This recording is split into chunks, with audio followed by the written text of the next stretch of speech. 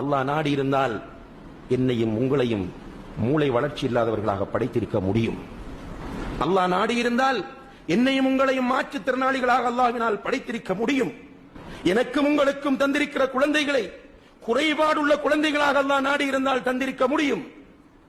நிறைவான குழந்தைகளாக ஆரோக்கியமானவர்களாக நம்மை அல்லாஹு தஆலா ஆக்கி இன்று வீதிகளிலே உறங்கிக் கொண்டிருக்கிற, வீதிகளிலே பிச்சை எடுத்து திரிகிற, மர நிழல்களிலே வாழ்ந்து கொண்டிருக்கிற, ஒரு வேளைக்கு சாப்பிட முடியாது, சாப்பிடுவதற்கு வசதி இல்லாமல் ஏங்கிக் கொண்டிருக்கிற மக்களை பார்க்கிற நாம், நமக்கு அல்லாஹ் தந்திருக்கிற இந்த நியமத்துகளை நினைத்து பார்ப்போமாக இருந்தால் நிச்சயமாக அந்த ரப்பை நேசிக்காமல் நம்மால் இருக்கவே முடியாது. சகோதர சகோதரிகளே, நம்முடைய உள்ளம் நம்மை அறியாமலேயே அல்ஹம்துலில்லாஹ் என்று சொல்லும். நம்முடைய நாவுகள் நம்மை அறியாமலேயே அல்ஹம்துலில்லாஹ் என்று சொல்லும். நம்முடைய கைகள் நம்மை அறியாமலேயே நம்முடைய ஜேப்புகளிலே நுழையும். நம்மை அறியாமலே அவர்களுக்கு எடுத்து கொடுக்க வைக்கும். அல்லாஹ்வுடைய பாதையில் அள்ளி கொடுக்க நம்முடைய மனம் தூண்டிக் கொண்டே இருக்கும். ஆனால் அல்லாஹ் தந்த நியமத்துகளை காரூனை போன்று பார்க்கிறோம்.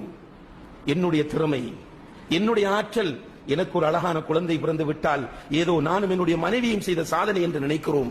என்னுடைய குழந்தை டாக்டராக மாறிவிட்டால் நானும் என்னுடைய மனைவியும் என்னுடைய குடும்பமும் செய்த சாதனை என்று பார்க்கிறோம். அல்லாஹ் தந்த நியமத் என்று யாருமே எண்ணி பார்ப்பதில்லை. அன்புள்ள சகோதர சகோதரிகளே, அல்லாஹ்வை விரும்பினாலும் விரும்பாவிட்டாலும் நம்முடைய உள்ளங்கள் நேசித்தால் தான் நாம் மூமின்கள். நம்முடைய உள்ளம் நிறைய அல்லாஹ்வின் நேசம் இருக்க வேண்டும். அல்லாஹ் என்றால் நம்முடைய உள்ளத்தில் ஒரு நடுக்கம் வர வேண்டும், ஒரு அன்பு வர வேண்டும். அல்லாஹுக்காக என்றால் அள்ளி கொடுப்பதற்கும் உயிரை துறப்பதற்கும் இந்த நேரத்திலும் நம்முடைய உள்ளம் தயாராக இருக்க வேண்டும். அந்த நிலையை உள்ளம் அடையாதவரை வெற்றி பெற முடியாது. இது வெறும் ஹுத்பாவாக பயானாக எடுக்காதீர்கள். இது குர்ஆனும் ஹதீஸும் சொல்லுகிற உண்மை.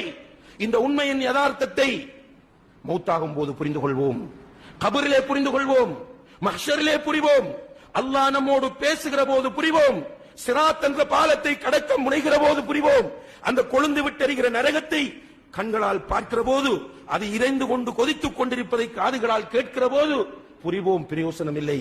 எனவே அன்புள்ள சகோதர சகோதரிகளே, இன்றைய தினம் இந்த நேரத்தில் என்னையும் உங்களையும் அல்லாஹு தஆலா உயிரோடு வைத்திருக்கிறான் என்றால் அவன் நமக்கு செய்த இன்னும் ஒரு நிஅமத்.